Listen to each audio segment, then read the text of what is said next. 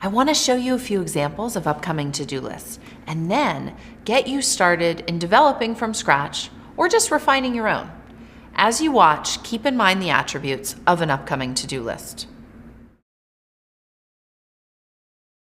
This is Anna's upcoming to-do list. You probably recognize her neat handwriting from looking at her comprehensive calendar. A bunch of things I love about Anna's upcoming to-do list. It's entirely paper-based. In fact, the whole upcoming to-do list is on one piece of paper. For those of you scared about your upcoming to-do list becoming too big, look for the simplicity of Anna's. The specific things I love about Anna's is she has a mix of personal and professional. So if you look in September, she wrote down, "Get plane tickets for Christmas." This was incredibly smart. Anna doesn't want to start doing that too early, but she knows in the month of September, she'll want to put a fair watch on so she can start to get the best possible deal for her plane tickets home in December. Does it have to be finished in September? No. She may end up moving that to October, November as she watches the rates.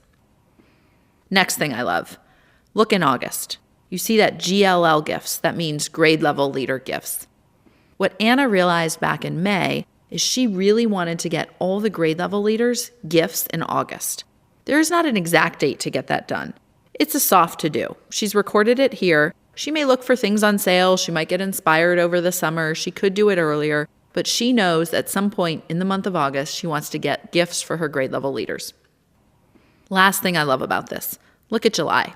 She wrote field trip calendar.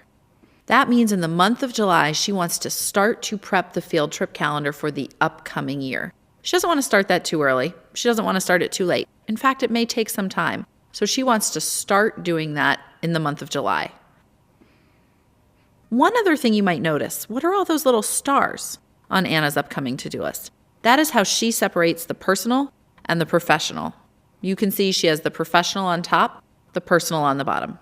Easy breezy.